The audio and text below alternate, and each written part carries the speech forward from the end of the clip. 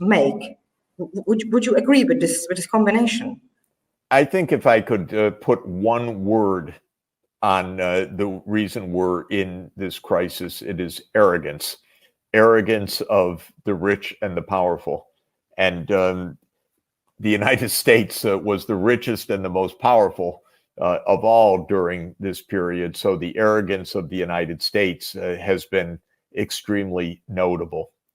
You know, when the Cold War ended in 1989 in Central Europe and in 1991 in the former Soviet Union, we might have said, now we have a glorious opportunity for peace, for cooperation, and for prosperity. This didn't happen. It could have happened. I was there. I saw what could have been done. Instead, the United States said, we won, we're the best, we're the most powerful, we don't have to deal with anybody except on our own terms. And the United States absolutely went from arrogant to hyper arrogant and said, we can do what we want, where we want.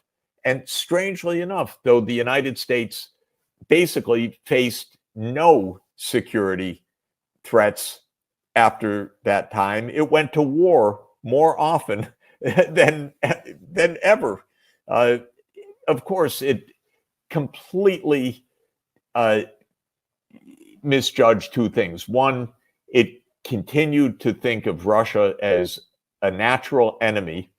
And so it actually created a new enemy, because I was advisor to Gorbachev, I was advisor to Yeltsin. They wanted absolute peace and normal relations. There's no doubt in my mind.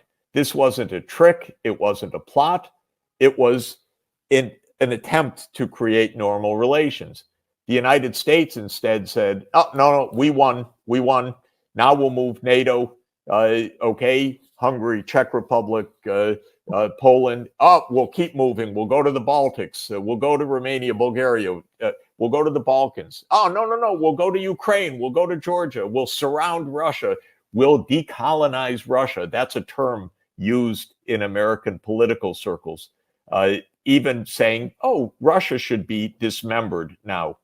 Well, what on earth are these people thinking? Russia has 6,000 nuclear warheads, a powerful army, a self-respect, and a desire for its own security. And so the United States provoked what absolutely it should not have provoked. So this was a part of the issue. A second part of the issue is that, in general, the rich became arrogant in a different way, saying, oh, we're so good. We used to be millionaires. Now we're billionaires. We don't have to share anything. So they became libertarian in philosophy. Libertarian in American philosophy means we don't have to pay taxes because what we have is ours and nobody's going to take it away. And so we developed a super rich class that became very self-righteous. That's my money. It's nobody else's money. How dare the government think to take it? And at the same time, a growing amount of people struggling in poverty or losing jobs to technology, being replaced by robots, being replaced by automation. So the gap in our society between the rich and the poor widened considerably. And this was the second factor. And you would think that in a political democracy, the poor people would vote out the ones that are leaning on them, or would vote for tax increases on the small group of very powerful. But that theory is wrong, because the small group of very powerful buy the politicians. They really do. And so they pay the campaign contributions. And the first rule of the US Congress is vote tax cuts for companies and rich individuals. So that is the second thing that happened. the third thing that happened is that the environmental crises, especially the climate change crisis, came and would require changes in our behavior and would also cause limitations to the big energy industry, the oil, the gas, the coal industry. And the industry resisted those changes, said no. And the politicians said, oh, it's not even real. Like Václav Klaus and others, they just denied the climate change. And this denial has gone on for decades. Actually, we just saw a new president of Argentina elected just now, who said that climate change is a socialist plot. You can't even make this up. I don't know whether this is just playing games to get elected, whether it's complete sheer ignorance, whether it's corruption. I don't know what it is, but it's shocking. People in any kind of responsibility should know better. They should at least understand what this issue is about. And this has been a very big challenge. It's, again, part of the arrogance. I happen to lead a scientific institute at Columbia University with hundreds of climate scientists. So I had an earful all the time about the climate science. Many people don't have that chance to hear directly. So they hear from politicians or actors who want to be politicians, who say whatever they feel like. And the result is that we go decade after decade without solving these problems, despite all the meetings, the treaties, the conferences, and so forth. So when you add all of this up, as I said, I think the underlying problem is arrogance of the rich and the powerful, who somehow think the rules don't apply to them. And we end up in a world that is in conflict. We end up in a world that is divided between rich and poor. We end up in a world that is facing massive environmental crises. And it's all so weird because the world's richer than ever before, better technologies than ever before. And we could, if we chose right, move to peace immediately. I just testified in the UN Security Council about 4 wars: the war in Ukraine, the war in Israel and Palestine, the war in Syria, and the war in the Sahel of Africa, which is Burkina, Mali, Chad, Niger. And I pointed out all 4 of these huge wars could be stopped tomorrow with politics, with basic sound politics. But our leaders are just incapable of basic sound politics, unfortunately. When you mentioned arrogance and the beginning of the 90s, well, I am from the Czech Republic, as you know, myself. So yes, we have vast experience with neoliberal policies and their application.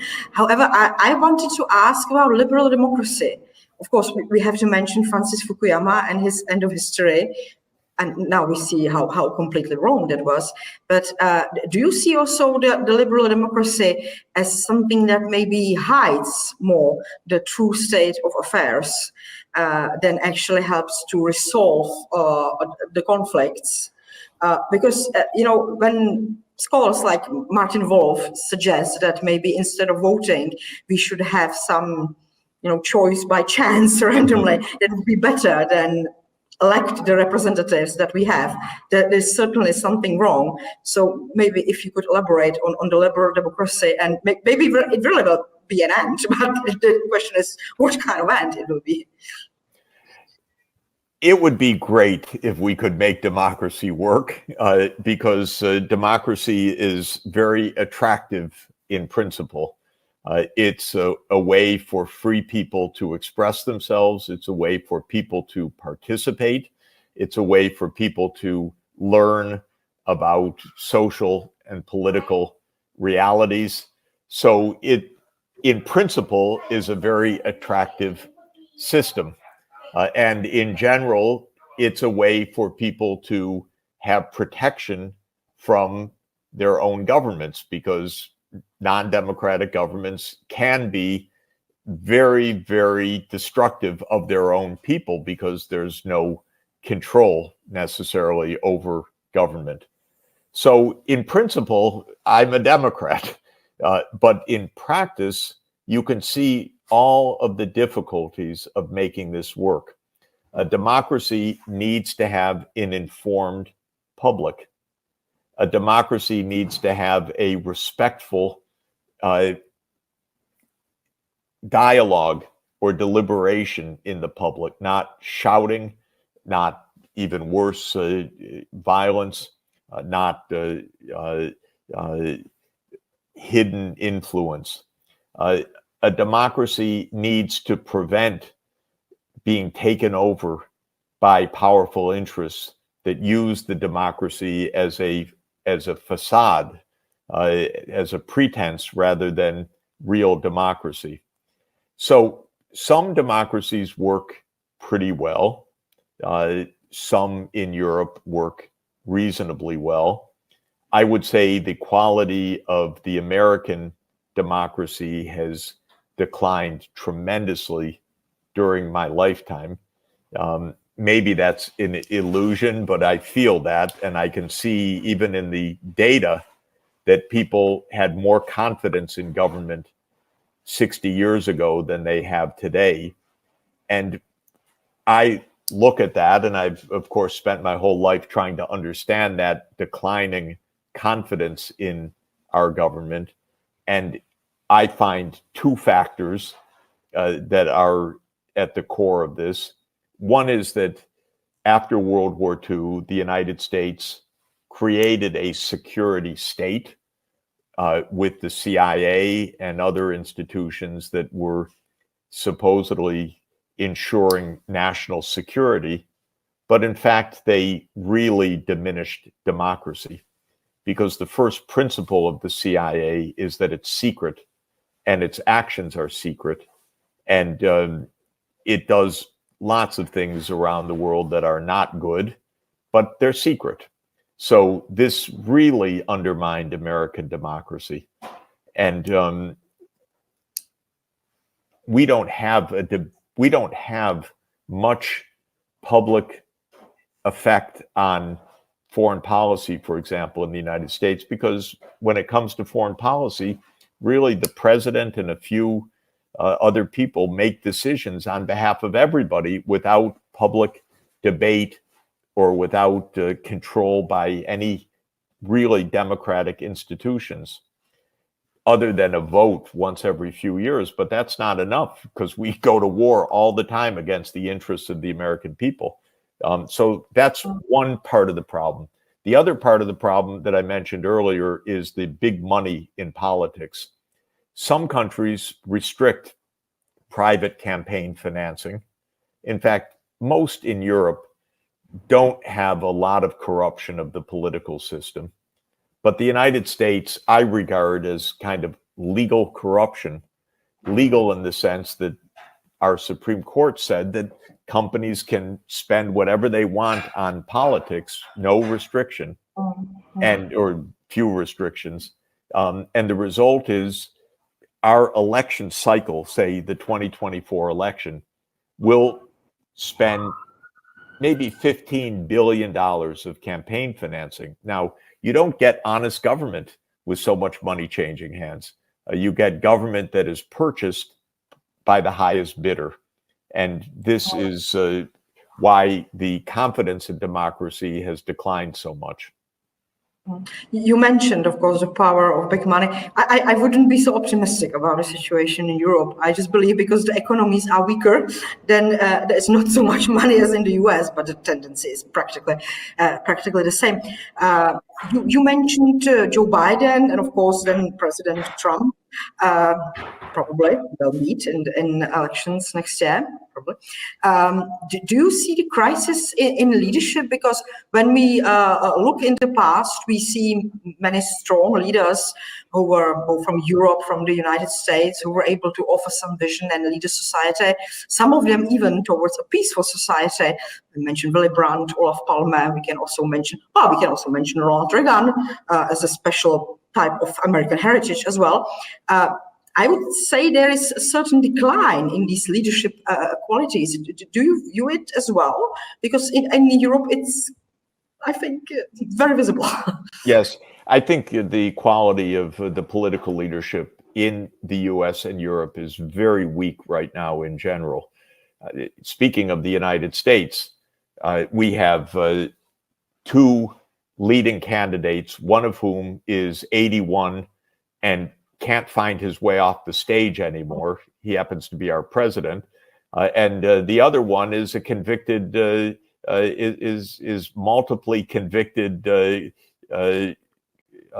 psychologically unstable person who now faces dozens of criminal counts right now in trials coming up. So maybe we'll have an octogenarian who should never be running, and a convicted felon running for the presidency. This is a terrible, terrible thing, obviously. How can we get there? There are some other candidates. I'm hoping that Robert Kennedy Jr. Proves himself as a highly capable candidate. And I like him. We were schoolmates, we're friends, and he comes from a great political tradition. In fact, his uncle, John F. Kennedy, was, in my view, the last great American president, because after that, well, we had some very nice and smart people, a few, not very many. Jimmy Carter was one. But we've had a lot of failed presidents and failed presidencies. So the quality of leadership is quite low. And in Europe, it's also really surprising to me how, when the United States makes such bad judgments, European leaders tend to follow along the US lead.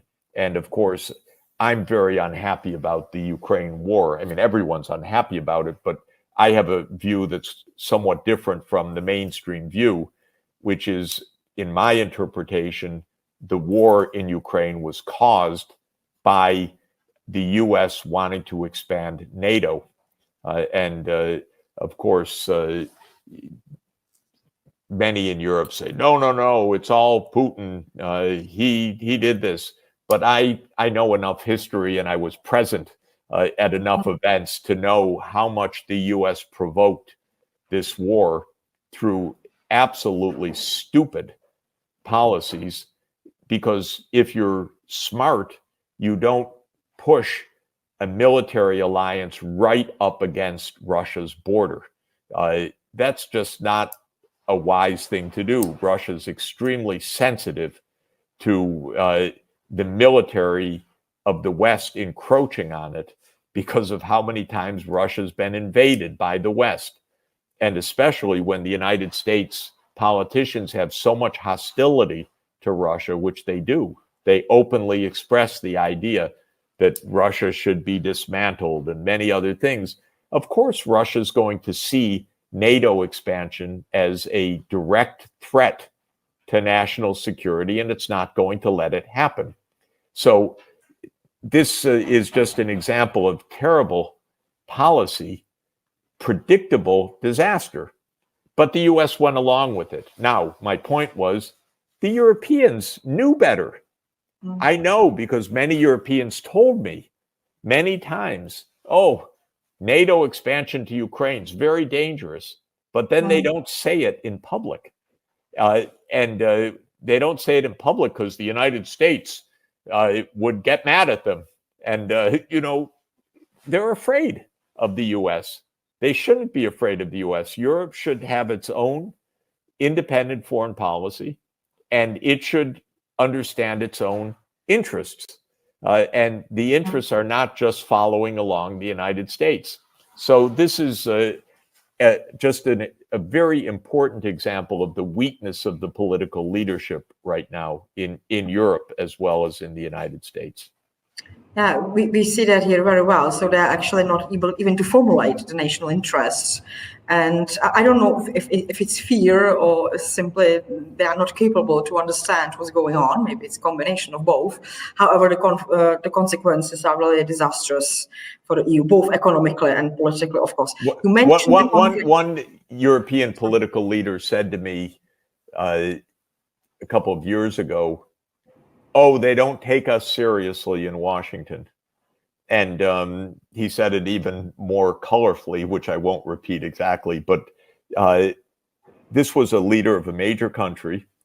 And my thought was, yeah, but you should not allow yourself to be treated that way. That's your fault. That's not America's fault. Yes, America's arrogant, but stand up for Europe. And this should be the approach, but it's not the approach.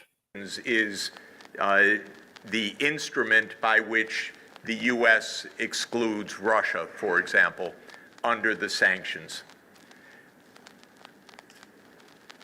I believe that in 10 years from now, the role of the dollar will be much, much less than it is today. And in 20 years, we'll have a very different international monetary system. And the U.S. will have lost what was called by de Gaulle an exorbitant privilege, but it will have lost a privilege of having the key currency in the world. I think there are three reasons for this decline that will come, that's already underway. One is that to be the world currency depends on being the predominant economy in the world. And as the U.S. share of the world economy diminishes, it's natural that the role of the U.S. dollar would diminish as well. And we are, as I said, on a gradual, gentle decline, not gentle, but gradual decline of the share of world output due to the U.S., not mainly because of the U.S. collapse, but mainly because the rest of the world develops economically, like China. So that's one reason. The second reason is much more pertinent to this evening, and that is the U.S. began to weaponize the dollar roughly a decade ago. So it basically began to use the dollar as a geopolitical instrument. And my advice is, if you are a government that isn't getting along too well with the U.S., hold your reserves in some other currency. Because the U.S. has developed a bad habit of seizing foreign exchange reserves of governments that it doesn't like. And it has done that with Venezuela, with Iran, with Afghanistan, with North Korea, and now with Russia. It views that as an easy thing to do. Stroke of a pen by the president, and your antagonist, your foe, can't use their dollars anymore. We even did that with Afghanistan on the way out, froze all the foreign exchange reserves so that the economy completely collapsed in that impoverished place afterwards. It's nasty, by the way. But more than being nasty, it also is not something you can do over and over again, because other countries start to say, maybe we'll hold our reserves in renminbi, thank you, or maybe we'll hold them in some other currency, thank you. And that's what's happening now. So that's a second reason for why the dollar will decline, because it's not just a money, it's an instrument of geopolitics, which it should not be. You can have one or the other, but you can't have the geopolitical instrument for very long. You won't have the key currency anymore. And the third is technological. I think that transactions will not be settled through commercial banks in the future in anything like the way they are now, because we will have digital central bank currencies. And we don't need the commercial banks in the long term to settle our transactions. Probably the digital renminbi will be a first digital currency, probably for use within China, but then it will start to be expanded internationally. Several other central banks will make digital currencies. This is quite different from crypto.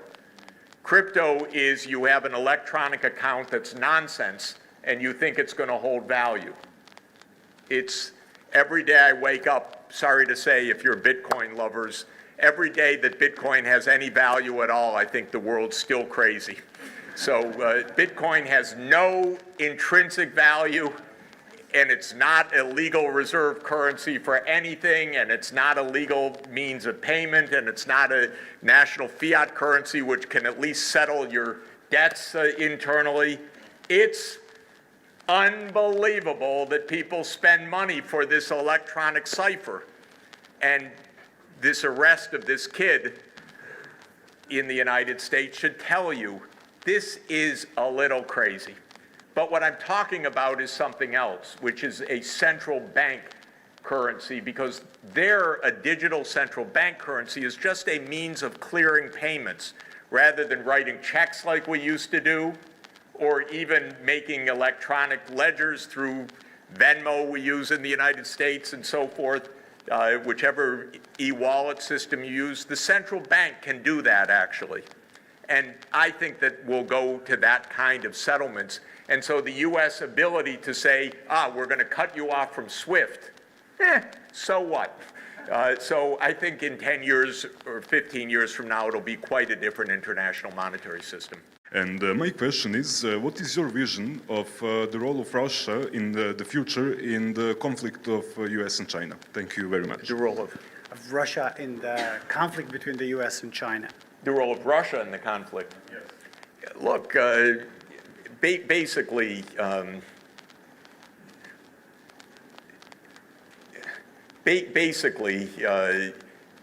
much of the world, as I say, is going to have trade relations with China because why not?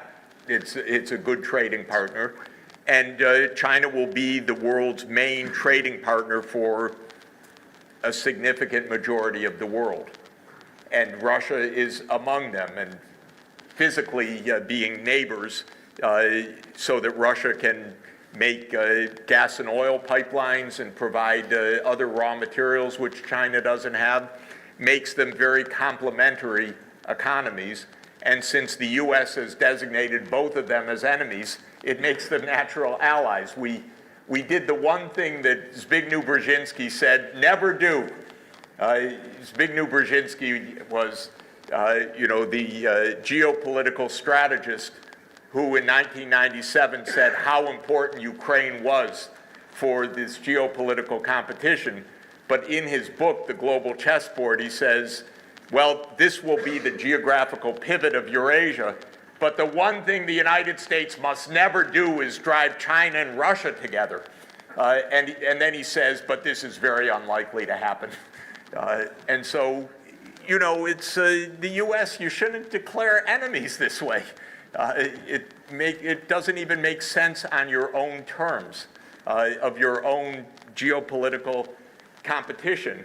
And that was Nixon's idea of triangulating between Russia and China, or Soviet Union and China, during the Cold War period. But we did what we were told, that will never happen because it's such a bad idea. So right now, that is a friendship without limits, as they say, because the U.S. is targeting both of them. And the U.S. is talking the European Union into more and more of an anti-China policy. And I just can't believe it that Europe would fall for this. Because Europe, absolutely for its prosperity, needs a good relationship with China. And for a long time in the future, China will be a neighbor of Europe in Eurasia. And so you're actually on the same landmass too. And so having good relations would be a good thing, but not in the U.S. mindset.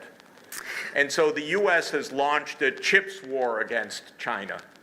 You know, this is incredible, this chips war, just to, oh my God.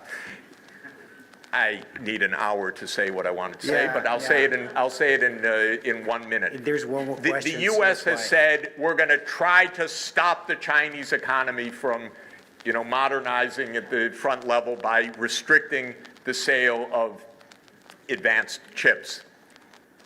Terrible idea in my view. Completely belligerent. But yesterday, apparently, according to the Financial Times, I don't know whether it's definitive or not, Netherlands said we go along with this. If Europe just follows the U.S. on this, it's not going to defeat China, but it sure is going to boomerang against Europe. It makes no sense. And what Europe should be saying to the United States is, calm down. You're still powerful. We still like you. You don't have to, you know, you're still richer than China per capita. You can calm down. We don't want a war with China, too.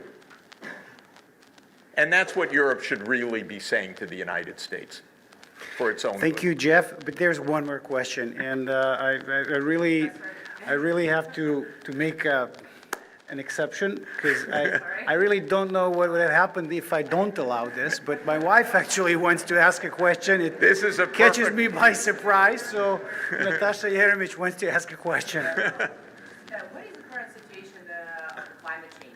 2050? Okay, an easy question. Current situation on climate change. It's hot and getting hotter fast. And just to give you a couple of grim realities on this, the rate of warming of Earth on average has been 0.18 degrees Celsius per decade during the last 30 years.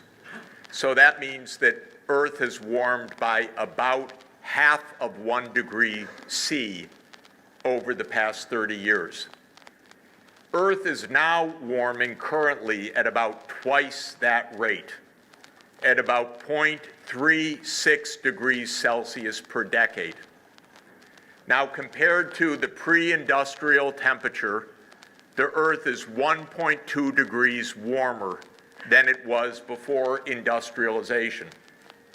If you take 0.36 degrees C per decade, that means we'll be 1.56 degrees Celsius warmer than pre-industrial 10 years from now. That means we will be above the limit set in the Paris Agreement within 10 years.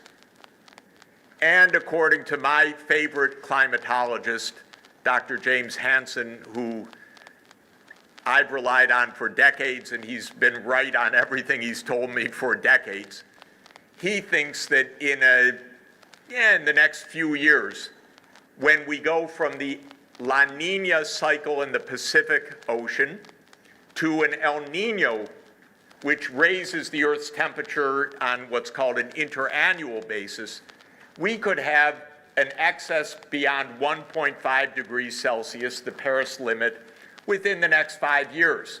The next big El Nino. We're in a La Nina right now. All of this is to say, ladies and gentlemen, if you have any doubt at all about global warming, it's real, it's serious, it's accelerating, and it's going to create a terrible mess no matter what we do. But if we don't do what we need to do, it's going to create a catastrophic mess. And the world has changed tremendously since the beginning of this latest era and of history, and so on and so forth. So you have a different global layout when it comes to economic power. And G7 is on the one hand, and then you have BRICS and the rest of the global South. So how do you see the role of the global South, and BRICS in particular, in balancing out the future of world, both security and economy? My view is that the whole world plays a role in ending this conflict for one very basic reason. If the world really subscribed to the American and European narrative, that this is an unprovoked war, that there are no issues, that Russia just needs to leave, and that it's horrendous crimes and so forth, if that were the view around the world, the whole world would have joined in the sanctions, and Russia really would not have been able to carry on a war. It wouldn't have changed the regime and so forth, as I mentioned, even with Maduro. But Russia has been able to do what it does because it's got friends all over the world that don't subscribe to the dominant EU-US narrative. They think everybody agrees with them, but that's basically because they listen to themselves. They're not talking with the rest of the world. I am talking with a lot of world leaders who say, yeah, this is a contest between the US and Russia. We don't want to take sides in that. So my point has always been, at least make it clear that this is not a war about NATO enlargement, is what I've said to the US, for example, from December 2021 onward. Say NATO isn't enlarging, and that if Putin invades, there's no provocation for that. Make it clear. No, we won't make it clear. The door is open. It's an open door policy. Well, come on. They can't even win the international support on that because it's quite logical that it is a NATO enlargement war. And they don't say, they won't admit that, or they won't deny that. They won't say anything about it. So this is my point about why these other countries. Let's get things on the record. Is the US wanting to enlarge NATO? If they had any sense at all, they would say no. It was a terrible idea in 2008, and we understand it's a terrible idea. It crosses the red line of a major power that has 1,700 nuclear weapons. Thank you. It wasn't such a good idea. So just like in the Cuban Missile Crisis, we have a compromise to create some space, exactly the way the crisis was solved 60 years ago. If they said that, and there were negotiations that made all of this clear, and the whole rest of the world said, you know, now this makes sense, and we will hold accountable the party that breaks this agreement, then you're talking, because then just willfully invading the other side in complete contradiction to what you've agreed really would provoke a worldwide storm. And that's what I'm basically proposing, which is that there are plenty of countries that are ready to guarantee an agreement, and countries that matter. And let me take the case of China, for example. What is China's position on this war? China does not want this war. Of course, China doesn't want Russia to lose this war and NATO to win, especially because, unbelievably, the Secretary General of NATO today is in Asia to try to make a NATO-Asia alliance against China. Duh. Excuse me. What does NATO stand for? North Atlantic. Does it stand for World War III? Does it stand for U.S. Expeditionary Force? No, it stands for North Atlantic. It was to guard against an invasion by the Soviet Union, which I guarantee is not going to happen because it doesn't exist anymore. So why is the Secretary General of NATO, Jens Stoltenberg, in Korea today? Because they have no restraint. Because now NATO wants to take a position against China, which is a kind, it's really, okay, I'm coming back to your question. So what does all this mean? Put reasonable terms on the table, agree on reasonable terms, and then reasonable nations will help to ensure those terms. And the reason I was mentioning China is that China has said all along, we want the war to stop, which they really do, and I talk to a lot of Chinese senior officials, but we want Russia's security interests to be respected as well. In the West, that's regarded as ludicrous, but what it really means is no NATO enlargement, which is neither ludicrous nor of uninterest to China, which doesn't like NATO exactly right now, especially since they're traipsing around East Asia to try to organize an alliance against China. So all of this is to say there are lots of important countries in the world that actually want peace. And I mentioned Argentina, Brazil, India, which is president of the G20 this year, China, South Africa. They're not warmongers. They're not anti-Ukraine.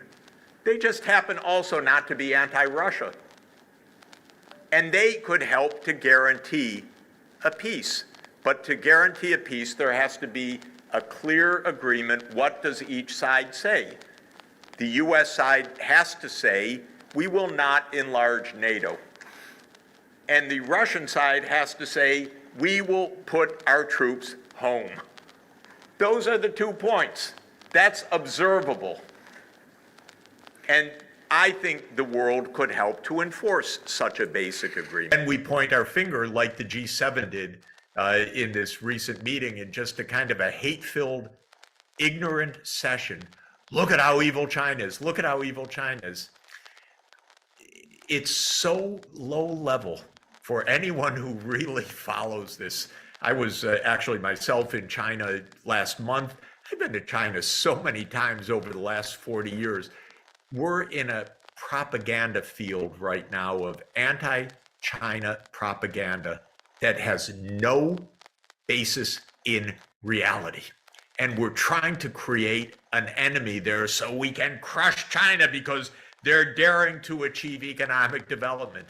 So this is the starting point. Now, in terms of China's peace plan, it has one crucial point, and it says that a peace agreement should respect the security interests of all parties. What does that mean? That's code for don't expand NATO, because Russia, understandably, regards that as a direct security threat.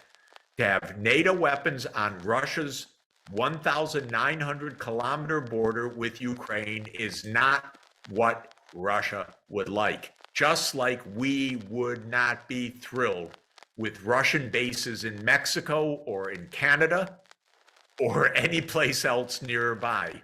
That's what Russia's trying to tell us. China gets it. China just uses very Confucian, if I could say, very nice, orderly words, respect the security interests of all parties. And that means to the United States, would you understand what Russia has been saying to the US since Russia was independent December 1991?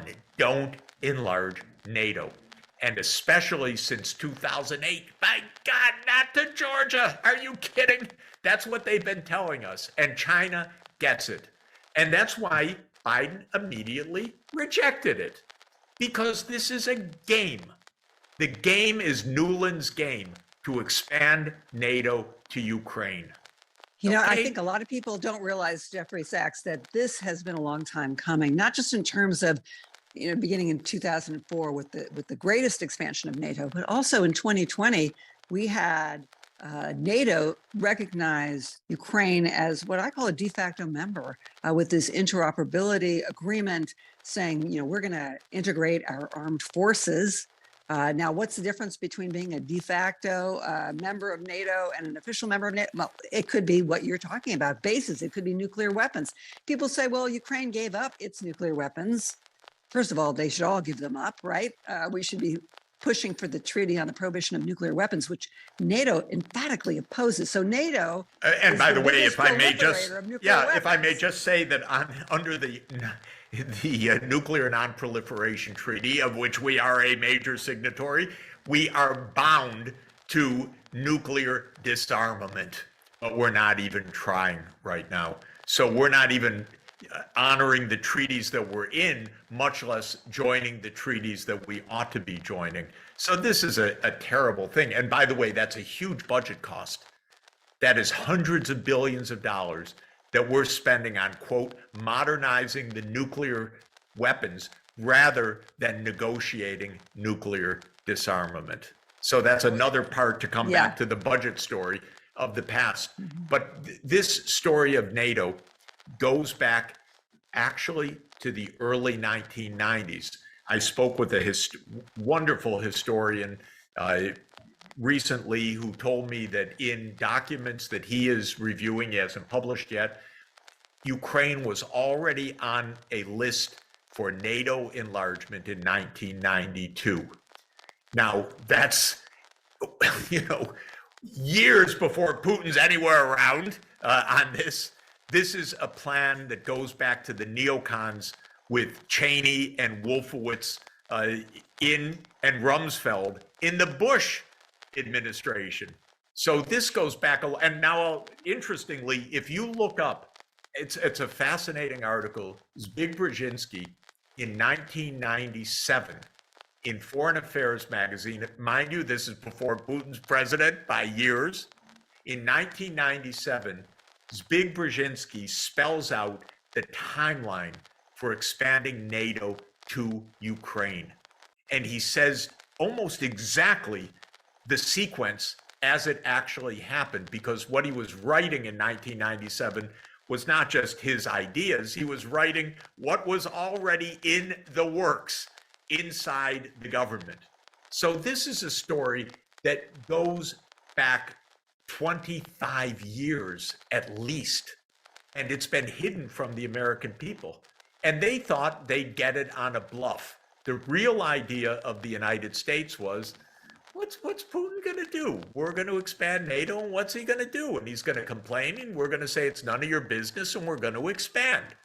And that was really their idea. Then Yanukovych got in the way.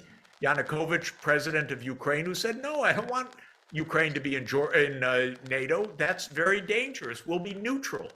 Well, the U.S. helped get rid of him. So this is a long, long story. None of it told honestly to the American people. And then if you say it now that this had something to do with the war, try to get it published in the New York Times. You can't. Jeffrey, people say, I've heard this over and over again, and they quote different people, unnamed people, I won't give them the credit here.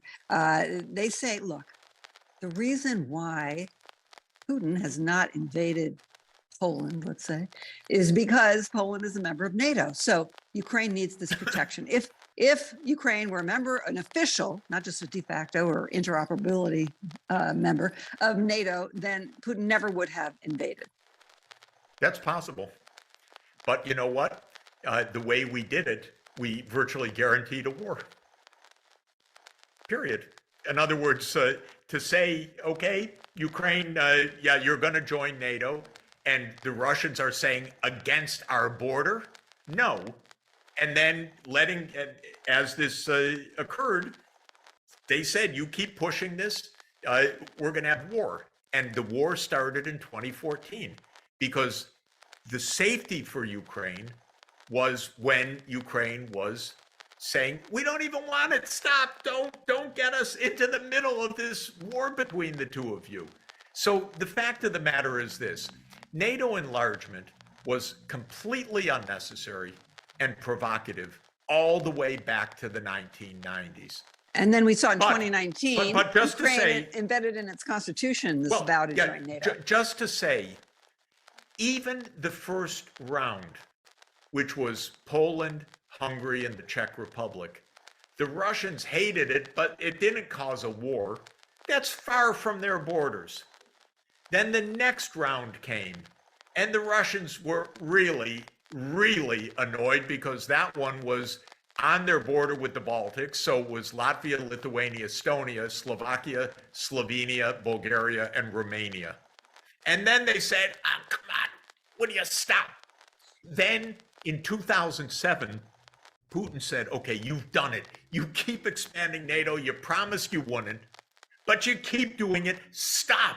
Do not come up to our border with Ukraine and Georgia. And by the way, people should take a map out and understand a little bit about this. The real goal of these neocons, the Nuland neocons, is to surround Russia in the Black Sea.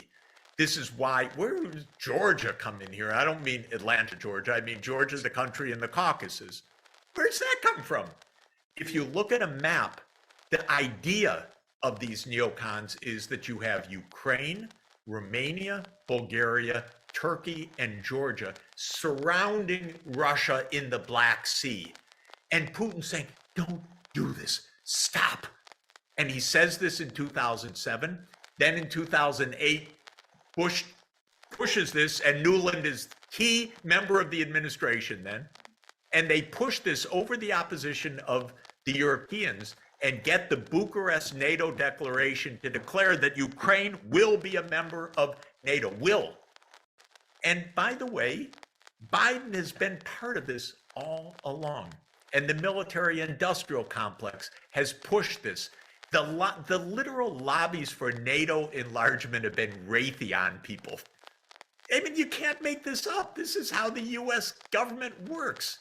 Lastly, Raytheon, Jeffrey Sachs, yes. I want to ask you about Ukraine and the future of Ukraine. Should we continue on this calamitous path of endless war, propping up the Ukrainian government to the tune of $6 billion a month, spending over $115 billion to continue the war, half of that going to military contractors for weapons and military training.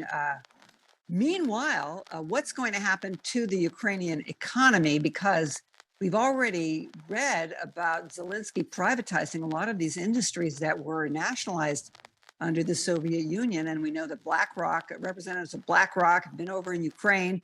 And we know that Zelensky has a website. And on the website, there's a menu for privatizing Ukraine and inviting investors to, yes, invest in the military in Ukraine. Where do you see this going? Should we continue on this course?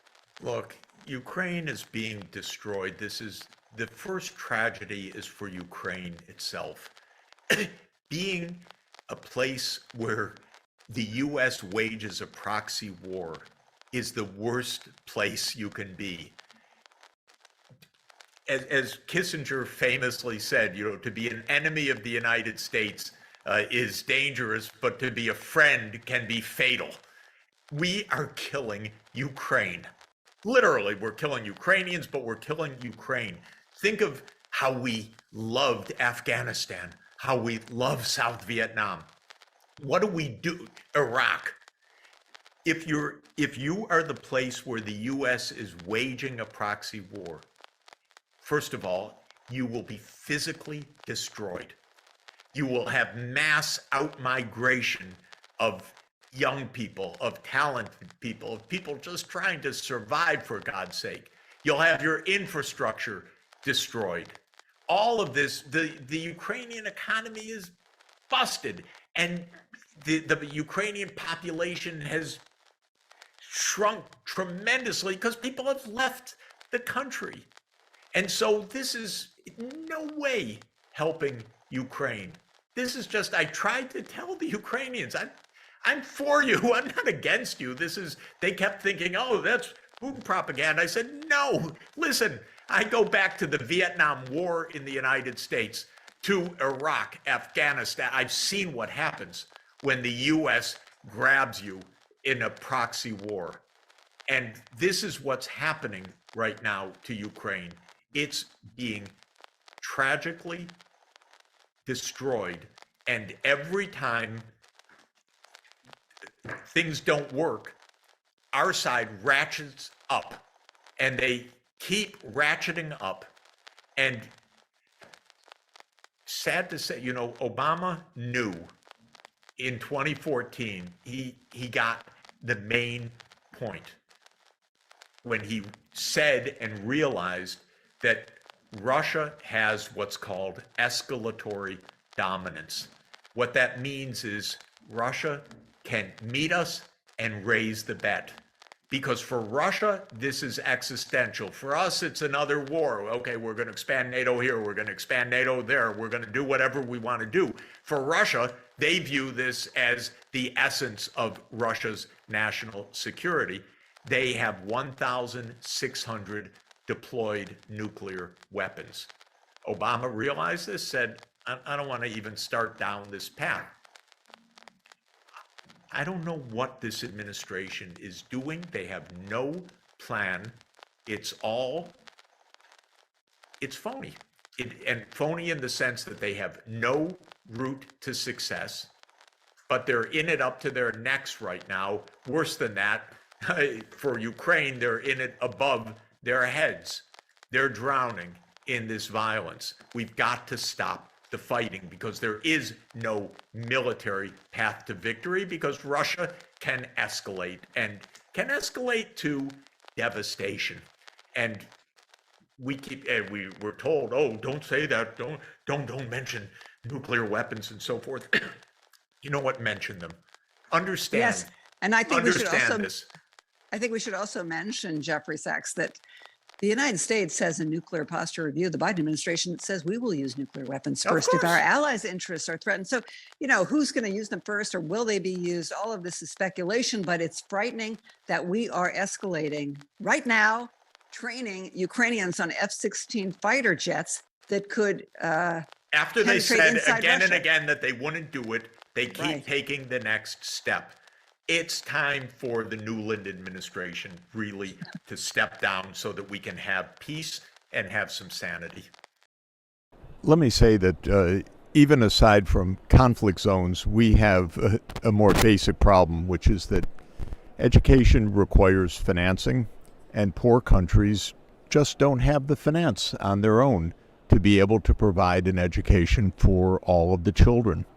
And so the result is conflict, no conflict, AI, no AI. We've got hundreds of millions of kids out of school, and even those that are in school are in under-resourced schools so that they're not learning very much. And this is a phenomenal crisis. Education should not just be for the elite. Education is so fundamental for human well-being, so fundamental for economic development, so fundamental for the basic functioning of society that we have to ensure truly, not only as a slogan, but truly, that every child is in school and every child is learning. We're not doing that. AI should be able to help us to do that, because now with online education and with AI tools, we can reach more children at lower cost. But the truth is that any effort of education requires a lot of social organization, a lot of government determination, and a lot of financing. And in general, we have not lived up to this challenge. The rich countries just haven't cared about education in the poor countries. This is the basic sad fact of our world. It is indeed a very sad fact. So I would like to touch upon three things. First, let's dive deeper into technology. What are the challenges in implementing technology-based education solutions in conflict zone? And how can we ensure these solutions are sustainable and adaptable for the long term? I'm going to continue to emphasize that conflict zones, of course, make everything worse. But even without conflicts, we are not solving basic education issues. The main obstacle is poverty, and even in countries that aren't poor, inequality, where the rich just don't care enough to pay taxes or to enable the government to extend education to everybody. So there are many reasons why we're not living up to what we need. Extreme poverty, for me, is heartbreaking and obvious. Conflicts are devastating because Usually they could be ended if we really tried in a just way to end them quickly. And within societies, there's a lot of injustice. Minority groups don't get to go to school, or the rich don't want to pay taxes to help the poor. So there are many, many obstacles. And again, if you think about it from the point of view of an individual child, a child without an education today has no future. This is a sad reality. What kind of job is there in this world without education? Nothing but backbreaking labor or some terrible life that we don't wish for any child. When it comes to using technology to overcome these problems, all of the same issues that have been barriers for normal education remain. For example, in many poor countries, there aren't schools. Or if there are schools, there's no electricity in the schools. Or if there is some electricity once in a while in the schools, there's no connectivity for devices. Or if there is connectivity, if there's a base station someplace, there are no computers. Or the kids don't have devices. So to say that education is going to solve it, that technology is going to solve it, is basically to say, yes, we will systematically close all the gaps right now. And that's true whether we're doing it with technology or whether we're doing it with a teacher in a classroom that has a solar panel on the roof and is providing education for the children. Either way, we have to have an organized approach that starts from the premise that it's unacceptable for children to be out of school. So let's then touch on this organized approach. So in practical terms, what global policy shifts would you recommend? Oh, can everyone hear us? Yeah. In practical terms, what global policy shifts would you recommend to ensure education remains a priority in conflicts, in time of conflicts, and in times of no conflict? The first thing I would do is I would like to educate our leaders, to tell them that they don't do their job, because our governments are so good at war, but they're terrible at peace. I'm going to start with my own country. It spends $1 trillion on the military. It's engaged in wars all over the world. And when it comes to children's education abroad in poor countries, you'll have half our Congress saying, why should we waste our money on other people? You know, they want to spend $1 trillion on wars, but the idea that they would spend it on children is something that they don't understand. So the first thing I'd like to do is educate our leaders why this is so fundamental, and just to be decent people. That's maybe the first point. But then the problem is, and I'm in this business, if I could put it this way, for 40 years I deal with finance ministers.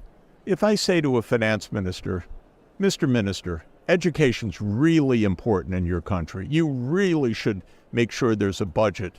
He'll look at me like I'm crazy. Are you ignorant, Mr. Sachs? Do you think I could afford to have all the children in school?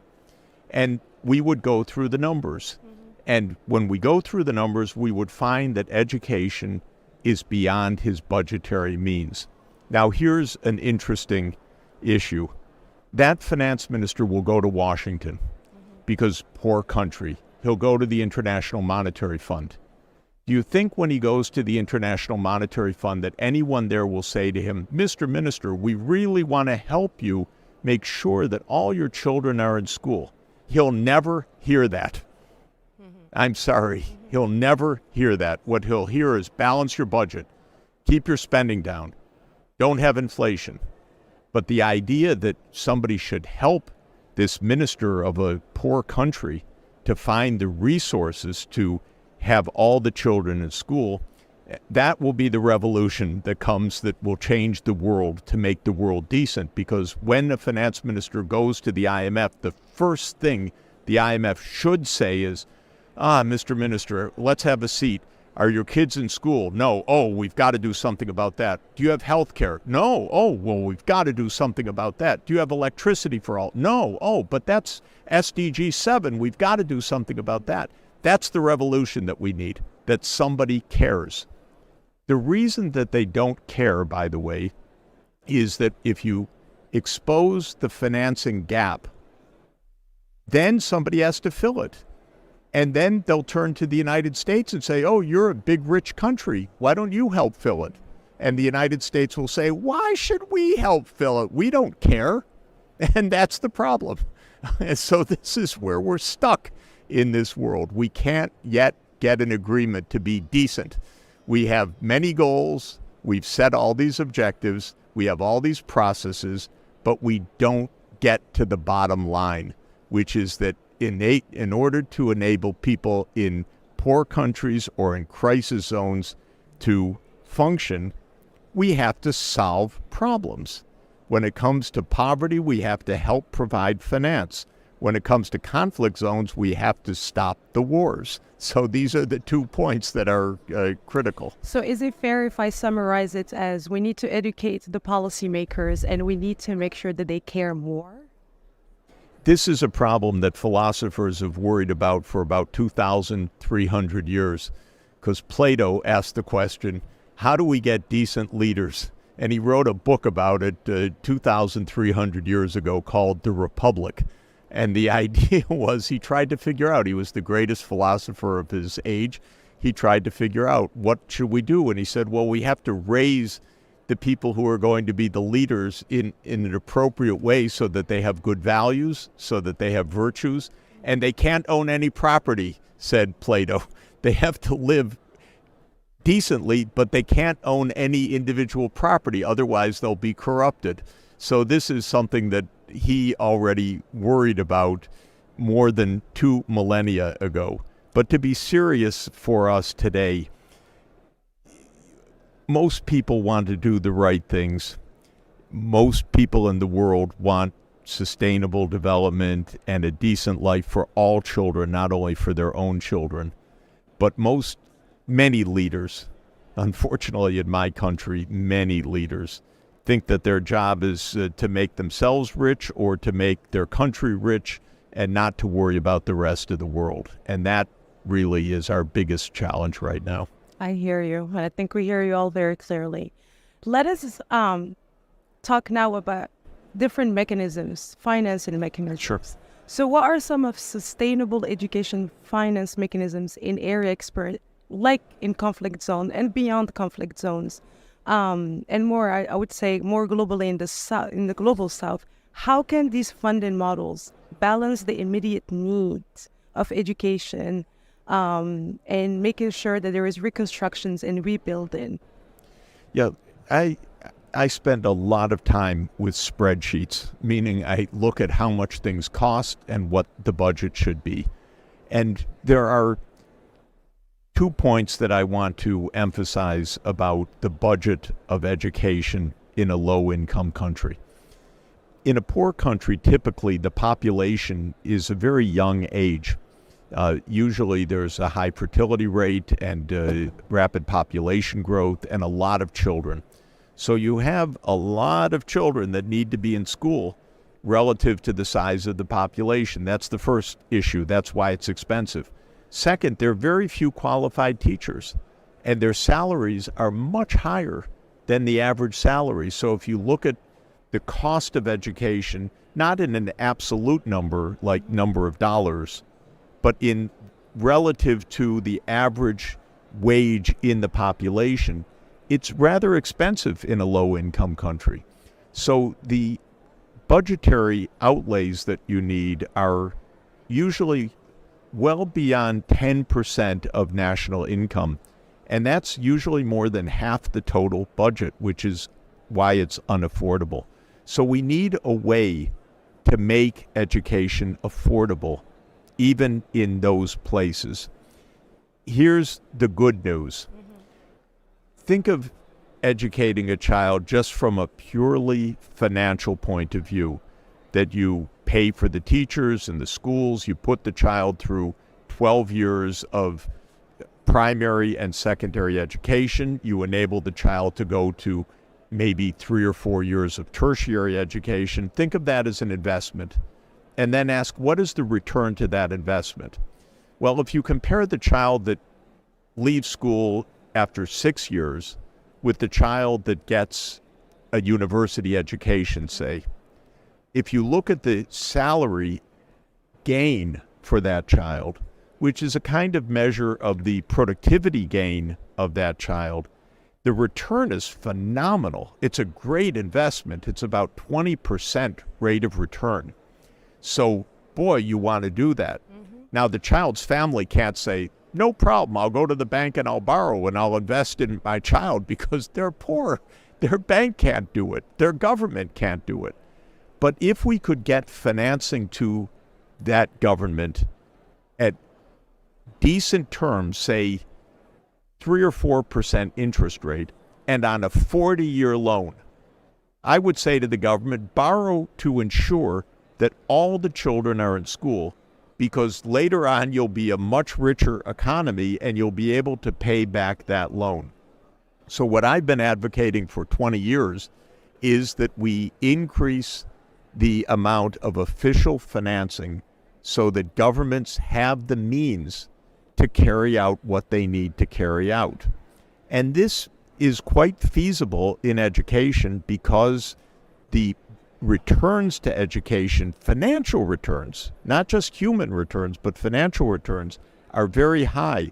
But 40 years it takes to get the returns, because you have to educate the child, they have to go to the labor market, they have to earn a higher income, then it pays off. And so what happens if a government goes and borrows a 7-year loan like they're told to do?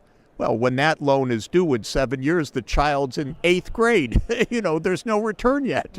And so the government goes bankrupt before the return actually occurs.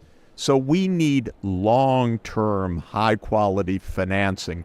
And then when we have that, then all the questions that you are seeking about and answers about artificial intelligence, digital connectivity, and so on, all become possible. Because then when the money's there, a creative education minister could say, oh, I'm going to get all the schools online. I'm going to have a master class so that all the students can learn calculus, because we have a great teacher in the capital, but not in the provinces. But we'll have the connected classroom. So many things could be done, but you need the resources to do them. So on that note, just last September, from your segment from Educate a Child lecture series, you said, and I'm quoting you, educating a child in dollar and cents term offers the highest return in terms of skills. That's what you just discussed. Labor productivity and societal investment. This requires a 20-year investment and then in 20-year the return. We need at least $50 billion a year for SDG 4. We need connectivity, we need devices, water, electricity, hardware, local languages, and a budget. We need Apple, Google, Reliance, and others to contribute. No more pilot project. And Dr. Sachs, I couldn't agree more. We need to do this at scale. UNESCO, UNICEF, Global Partnership for Education, UNCHR, and other organizations need to lead with a call for a reality.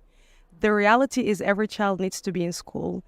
That's what we pledge, and it's the only thing that makes sense. And in the code. So my question, Dr. Sachs, can the Global Health Fund be replicated for education? And why has that not happened yet? Because I know that you have been advocating for a similar fund. Why are we not able to bring in an education global fund? Well, 23 years ago, Kofi Annan and Dr. Gru Brundtland asked me to help set up a special fund for health, which became the Global Fund to fight AIDS, TB, and malaria. Mm-hmm. And I remember writing out the plans for that and advocating not $50 billion a year at the time, but about $5 billion a year, saying this will save a lot of lives. Mm-hmm. And there were so many naysayers. Oh, you can't do this. The money will be wasted. It will be stolen. People don't know how to take their medicines. Every excuse possible was given.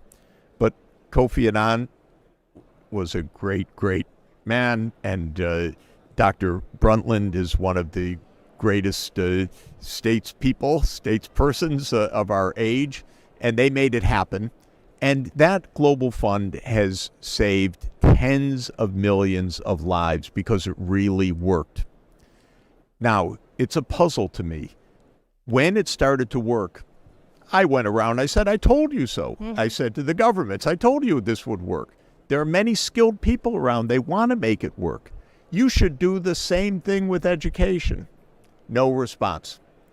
And so it has been a mystery to me why health got some attention, though, when it comes to health, rich people say, oh, maybe we better help poor people because otherwise we'll catch it. Maybe there's a little bit of self-interest there. I don't really have a full explanation, but what I would say to world leaders, what I do say every day is we can't afford a planet in which the children are not in school. There is no greater investment. Literally, it's not just a slogan. It's not just morals. Try to run a society with uneducated people. Try it. It doesn't work. Your society will fall to pieces. You won't have jobs. You won't have investment. You won't have infrastructure. You won't have peace. And so we've got to do this. $50 billion a year may seem like a big number. It's actually not a big number at all. I like to remind people the world economy, that is what is produced in a year, is $100 trillion. $100 trillion. So that means that $100 billion is 1/10 of 1% of output. Now, I would ask the people listening, could the world afford 1/10 of 1% of the output to make sure that every child is in school? I think the question answers itself. What could be more obvious?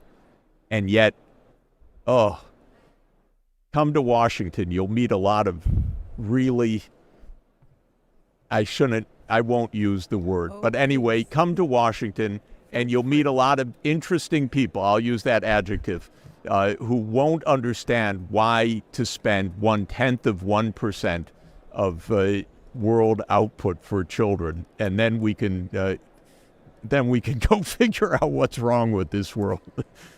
Dr. Sachs, as an ex-Washingtonian, I'm actually very pleased thank that you. call them out on this podcast. But can I say something? Yes. I don't know I couldn't figure out that puzzle. Is it because health is big pharma and education is not as lucrative? That's such an interesting and good idea. This is part of it for sure. Although I wouldn't say Big Pharma was the biggest champion of things at the beginning, but the fact that there were companies around probably said, yes, we could get those products from, and I remember I was in those discussions telling those companies, you have to sell your product at cost, not at 100 times markup. But the fact that there were the companies there made a difference. But we've got big tech companies. So these big tech companies they're so rich. We can't even imagine how rich they are. So Google or... big companies don't take risk in poorer countries because the risk is higher. I don't want them to take risk. I want them to do their job. Of investments. Yeah, I hear you. I want them to do their job. Their human job. Google wants to organize knowledge on this world. Okay, education's part of that. I would say to Google, I know the leaders of Google. Come on, choose a couple countries, show you operate at scale, show you can get every kid in school in a couple of years. They could do it. And yet it's not happening. It's not quite happening yet. Don't give up. You got to keep pushing because suddenly the door opens and you walk through it. Okay, well, you hear Dr. Sachs, let's continue being hopeful. It is really difficult at times to be hopeful, but yeah, absolutely. So I don't want us to... I think the world's changing in a better way, actually. I really do. I mean that seriously, not just to cheer people up but the world's changing. One of the things that's happening is here we are in Doha in this wonderful conference. Okay, that's a wonderful thing. You know, it's not in Washington, by the way. They can't figure out how to have it in Washington, but we have it here. The world is becoming much more multipolar. It doesn't depend on London or Washington anymore. God forbid. Now there's so many more places where people can do things, take leadership, make action. And this is the most hopeful point, that we're not depending on a couple of places, couple of greedy places. We're depending on our own will and activity in a world that has much more capacity all over the world.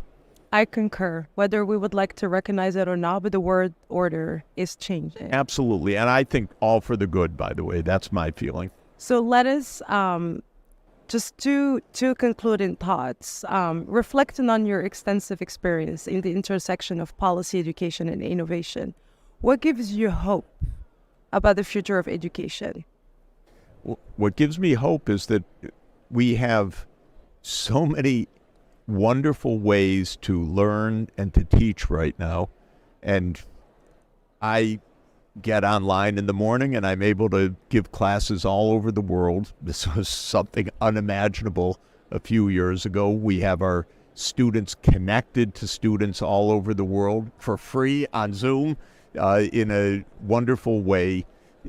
We have knowledge at our fingertips like never before. My God, if we want to pursue education and knowledge and cultural appreciation and co-learning with people in different parts of the world, we can do things that were unimaginable just a few years ago. Absolutely. And then finally, what message would you like to convey to global leaders? And I would like you here to be as vocal as possible, not only because this is the podcast that we're hoping that will be heard by many, but also because I know that there are a few leaders representing their countries with us today.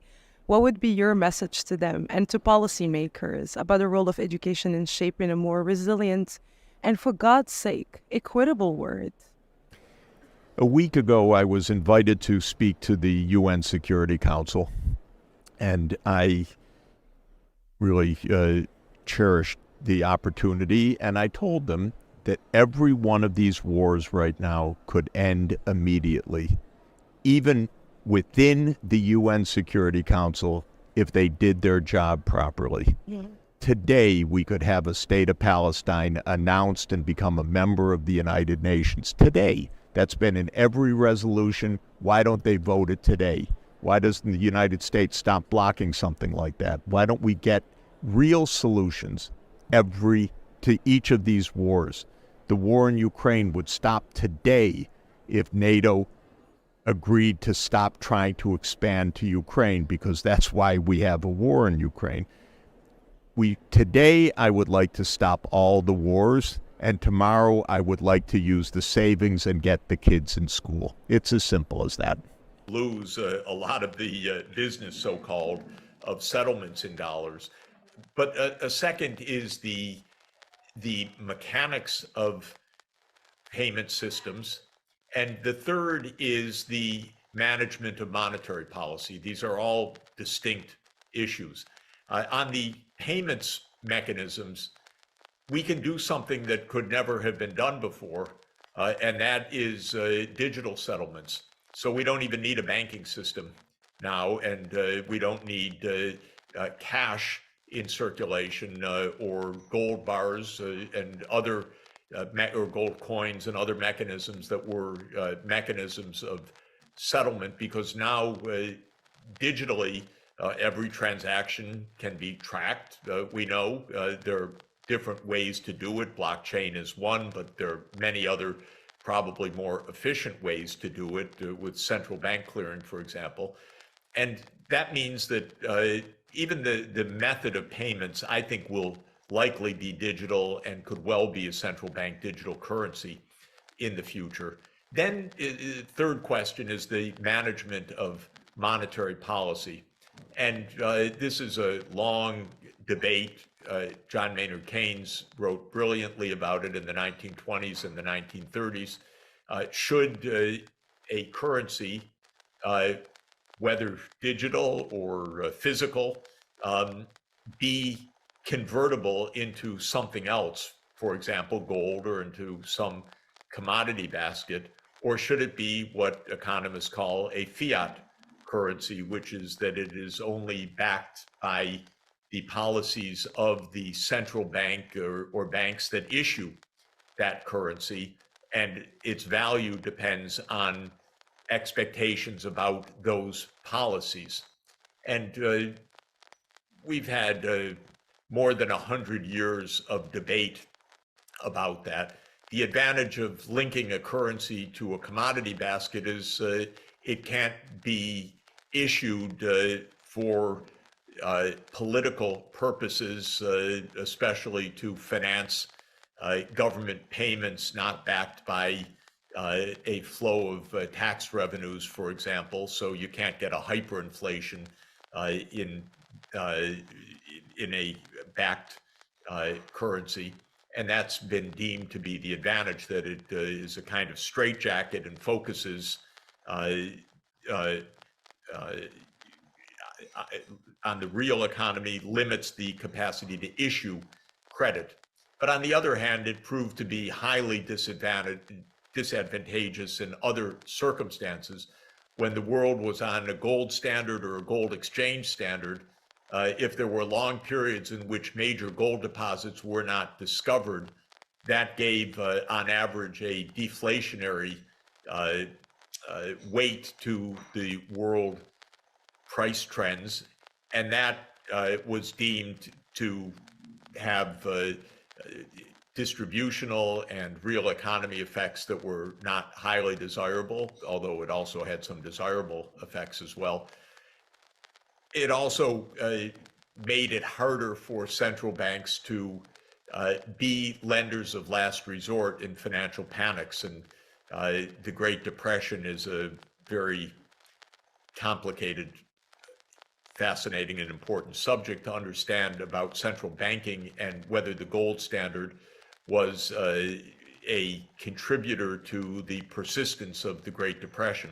Well, I don't want us to get into long excursus about monetary theory, except to say that there are several questions on the table right now. First, whose currency? Second, the technology of settlement. And third, the organization of monetary policy. They're all very interesting. I spent many decades studying them, and I think there's no ideal systems here, which is why we continue to have these discussions decade after decade after decade. Right. Well, getting back to China, I did listen to your presentation in Beijing I think it was at the UN headquarters there, to, I think probably Group of international ambassadors, yeah. Yeah. And probably Chinese officials as well, right? But There anyway, were, yeah, it was very interesting. I mean, you really focused on the Chinese miracle, the transformation of China over a mere 40 years into, from one of the poorest to one of the richest in history, actually, and the transformation of elimination of poverty and so forth. So, I mean, this was a quite interesting presentation. What I really found interesting was your discussion of the idea that the Chinese model would be the proper approach for dealing with the development of Africa, which of course is also very much part of China's role in the Belt and Road. But in particular, you contrasted that directly to the policies of the IMF, which I thought I'd ask you to elaborate on here, because it was a very interesting way of showing the failure of the IMF to bring about real development in Africa or any other part of the developing sector. I think, to put it very straightforwardly, the rapid economic growth of China, which was by traditional measures around 10% per year growth of the domestic economy, persistently between 1980 and nearly the year 2020. So an increase that was more than 30-fold, if you accumulate, in the size of the Chinese economy, came about by investment. What does investment mean? Investment means building the capital stock of a country. What is a capital stock? A capital stock means the productive assets of an economy. What are those? Well, those are three main categories. First, what we carry in our own bodies and brains, the so-called human capital. That's the education and the skills and the health of the population. The second is the physical infrastructure, which is the roads, the power grid, the fiber optics grid, the water and sewerage systems, and fast rail, highways, all of the networking that the economy depends on. And the third is the business sector, the manufacturing industries, agriculture, and so forth. Well, if you look at China's growth during 1980 to 2020, the rates of investment were extraordinary. The rate of investment means essentially the share of the national income that is invested each year in new capital. And in the United States, the gross investment rate, which means the amount of investment that we undertake, not recognizing that some of it's just offsetting depreciation, the gross investment is something on the order of 15 to 20% of the national income. But in China, it was typically 40 to 50% of the national income. So a supercharged investment rate. You know, before our eyes, China built thousands of kilometers of fast rail, thousands of kilometers of a highway system, thousands of kilometers of an electricity distribution system, and on and on and on. Really impressive. And that's what powered China. That plus the huge investments in education and skills.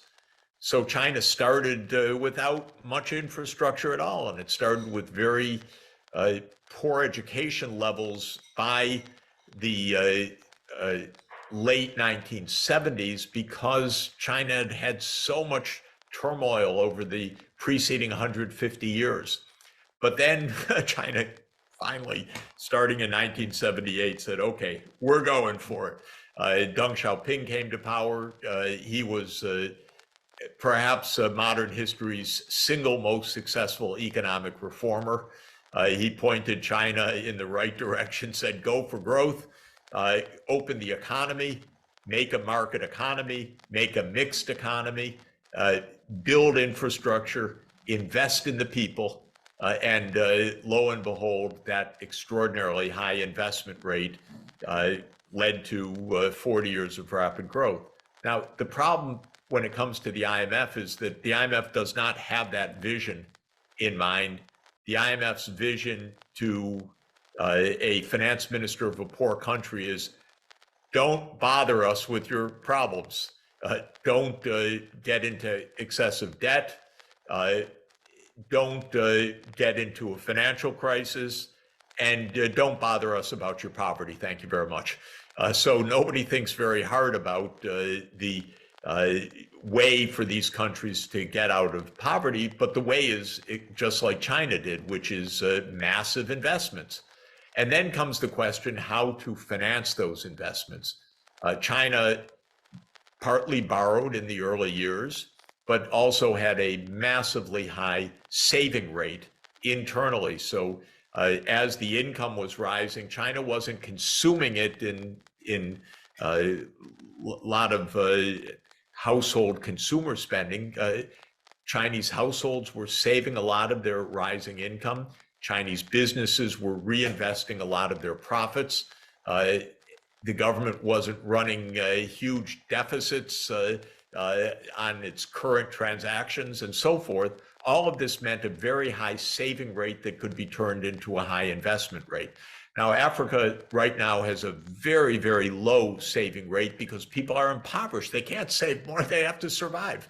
So they need some help with the financing right now by essentially some international financing, say from the African Development Bank or from the Belt and Road program, in which China can provide some of the financing to build that infrastructure in Africa. But that's the advice that Africa should be getting.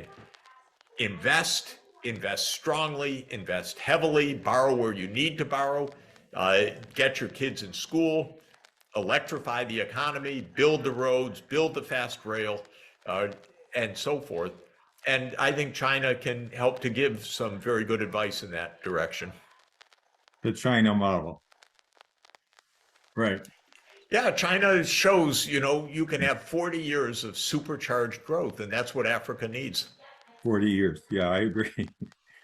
You also spoke at Chufu, the birthplace of Confucius, which now is a shrine and a museum, I believe, right? A major site. Well, that temple, the Confucian temple, has been there for more than 2,000 years. And each emperor has come and added a stone, added an inscription, added calligraphy, because Confucius has been an intellectual hero and guidepost for China basically for 2,500 years. So it's really impressive to be there at a Confucius birthday party, which I was, because this goes back essentially 2,500 years. And it's a large complex of buildings because emperor after emperor added their own building to it. So you really get the feel of China's very long, remarkable history. Right. And you focus there on the idea that we find our common humanity by studying the great philosophers and thinkers of every culture. In particular, you looked at Confucius and Buddha and Aristotle. I think I would differ with you on Aristotle and would have focused on Plato rather than Aristotle. That's a discussion for another time. But in any case, this idea of looking at the great cultures and the history, the best moments of the great cultures, is the exact opposite of so-called geopolitics, which is what guides the Western leaders today, deriving from ideologues like Halford Mackinder and other ideologues of the British Empire. So, which their view is that the only way to advance is by putting down the other guy, the opposite of the interest of the other, and rather, and this, of course, leads to the sanctions policy. You didn't mention the sanctions when you talked about the theft of reserves, but even the sanctions policy, as I understand it, is based on the fact that people have to use the dollar in trade, and that therefore they think they have a right to impose these sanctions on countries. But in any case, China, of course, is not looking to suppress anybody else, and the massive sanctions against China and Russia and many other countries indicates a failure of thinking in terms of the great cultures and what can be done with a culture for the future. So how do we restore that looking to the great minds of antiquity in the West? I think that there are two philosophical points that we really need to pay attention to that are quite fascinating, quite deep. One is the question of human nature, and the philosophers that I referred to, and I like Aristotle personally, but also I like the fact that Aristotle, Buddha, and Confucius allow us to talk about the ABCs of philosophy. So it's getting back to the core ABCs. And what the ABCs, Aristotle, Buddha, and Confucius had in mind about human nature is that it is potentially good, meaning that with proper cultivation, proper education, proper mentoring, living in a decent community, people can learn to be harmonious. People can learn to be fair, trustworthy. People can learn reciprocity. So this is sometimes called virtue ethics, the idea that people can be decent, pretty good. Now, there's another philosophical strain which is deeply pessimistic. Augustine in Christian history is the exemplar of that. Man is fallen, and so man is a sinner, and there's no way out except perhaps by God's grace. But the sinfulness can't be washed away. And pessimists in history have believed that. And another pessimist like that had a huge influence is my second dimension, which is how people behave or how states interact. And Hobbes, in a way, is a follower of Augustine. Hobbes, of course, wrote in the 1600s, whereas Augustine was more than a millennium earlier than that. But Hobbes was the quintessential British philosopher who said people are rapacious, they are greedy, they are pushy, they are violent, and the best you can hope for is that someone controls them from killing each other. So he called for a very tight centralized state for that purpose. But basically the Hobbesian idea is that you can't do anything in a state of nature but defend yourself from being killed by someone else. And strangely enough, while British thinkers accepted that there would be a national government that would stop people from killing each other inside Britain, they took the view that internationally it is a Hobbesian war of all against all, that just countries fight with each other. And this is in the current thinking of international relations known as the realist school. And our leading realist thinker in the United States is John Mearsheimer at University of Chicago. He's a wonderful person and a tremendous gentleman and a great scholar.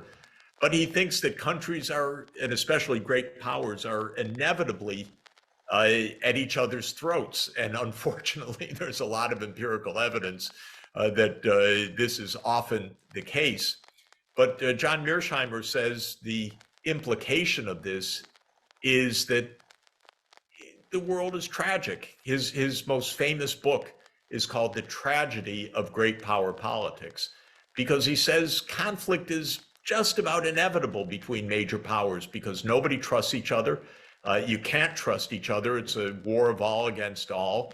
It's eat or be eaten, kill or be killed. And so, yes, life's tragic. And I debate him. Again, we're friends and I admire him a lot. I want to be clear. But I say, John, we can't accept tragedy as our fate. We have to do better than that. And so I go back to the philosophers.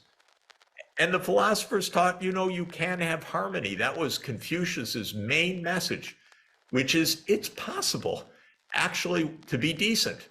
It's possible to observe what was famous for Confucius, and in similar terms for us in the Western culture as the golden rule.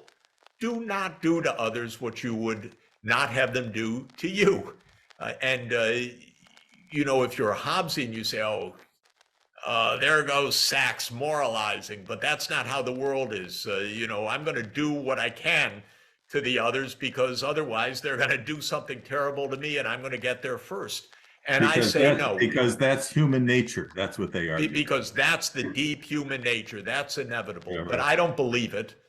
It's certainly not the case that we're always at war against each other. We can be better than that. But by the way, China absolutely has a different history and a different mindset. And this is also a fascinating point. It's not just Confucius versus Hobbes. It's actually history. 2,000 years of statecraft. What have we learned? Well, in China, for most of the 2,000 years, there was a centralized state. This is very important. For most of the 2,000 years, there was the Han dynasty, or the Tang dynasty, or the Song dynasty, or the Yuan dynasty, or the Ming dynasty, or the Qing dynasty, or today the People's Republic of China. And for most of that 2,000 years, there was one country. And while there were rebellions and there were a lot of invasions from the north, mainly from the nomadic peoples in the dryland, grassland, steppe regions, there was one country, big population. Now in Europe, after 476 AD, when the Roman Empire fell in the West, there never again was one dominant power of Western Europe. So there was war nonstop. Think of Britain and France, for example. How many years were they at war during the past 1,000 years? An incredible amount across the channel. Now compare that with China and Japan.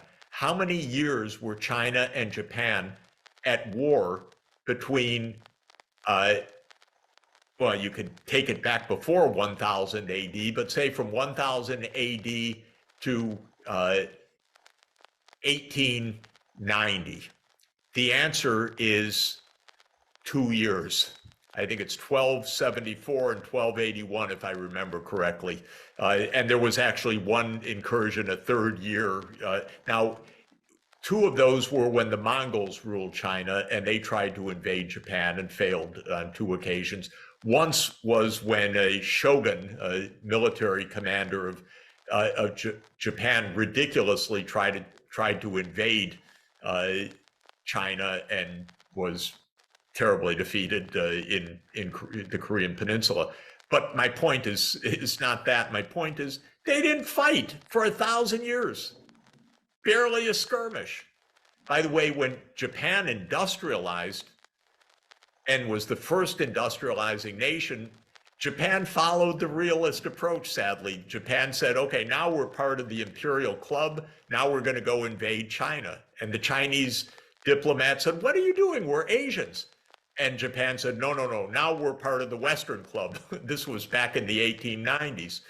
So Japan really behaved badly by becoming an imperialist power for some period, but China never did in that way. And if we understand the different philosophical roots, this is crucial. If we understand the different experience of Europe and China, we can come to appreciate that our mindset in the West that, well, it's war all the time, so China's an enemy, so we better go at it, is nothing the way that China thinks.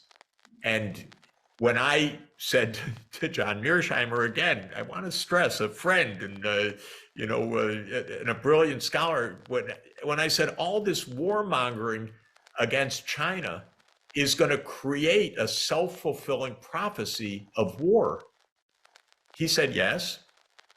I said, John, self-fulfilling, we don't need to have that war. He said, yes, but that's how it is. And yeah. I said, no, we don't need to have it that way. We can do better than that. So that's the debate. Helga issued what she calls the 10 principles for an architecture of security and development for the world as a whole. And most of them are sort of self-evident. You need education, you need cultural training, you need health, so forth. But the 10th principle is exactly what you just brought up, that the nature of man is good. And this is the one that's most difficult for people to accept or understand. But it's the fundamental one. It's really the issue, as I think you correctly just located. This is what distinguishes the idea of being committed to global development rather than global war. And of course, as you said, also the Confucian concept of harmony and the concentration on education is really the center of the Chinese development of their own country over the last 40 years. And what's now being taken out to the rest of the world through the Belt and Road. And as you know, we just had the Belt and Road third Belt and Road Forum in Beijing with 150 countries represented, which certainly demonstrates that they've failed miserably in the isolation of China in the world, you know, and that the idea that they could get countries to decouple from China has just forced most countries to say, you're crazy. This is where development is, rather than war and sanctions. And in fact, the headline of our EIR this week is going to be on the fact that Xi Jinping offered a $100 billion new investments through the Belt and Road, at the same time that Mr. Biden was offering a $100 billion investment in wars, naming specifically Russia, meaning Ukraine, Israel, the genocide being carried out against the Palestinians, and China. They included Taiwan as one of the places where this $100 billion. So it's pretty clear that they're talking about a global war. And the only question is, how can this madness be stopped and reversed?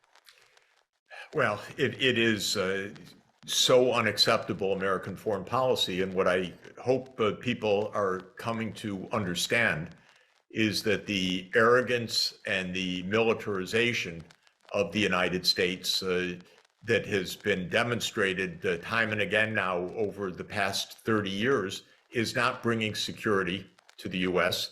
It has busted the budget. We've spent trillions of dollars on these horrible wars that have accomplished nothing except violence and destruction and rising debt. And they're not making America safer at all. There are more and more wars that are a reflection of this arrogance, because the arrogance has meant that American policymakers have thought, we can do what we want and we don't have to talk with anybody about it. We don't need diplomacy. We just need our military. And the military can't solve political problems. And we're finding out again and again that the military approach doesn't work to solve the deeper problems of humanity, and can't settle political issues. For that, you need politics. You need diplomacy. And I mean politics in the positive sense of getting together to work out arrangements for people to live peacefully together. So I think the failures of American foreign policy are on full display. Also, the ignorance of it, because I would cite our National Security Advisor's statement, Jake Sullivan, about a week before the violence blew up in Israel and Gaza with the Hamas attack and now the bombing of Gaza. Jake Sullivan said, the Middle East is the quietest that it's been in 2 decades. And it shows they don't know anything except what their own imagination is, and they don't understand what's happening around the world. What's happening around the world is that people want a different approach. They want development. They want social justice. They want the chance for decent lives. They don't want the militarized approach. Mike, we're going to have to go. Great to speak with you, and I have a call starting right now.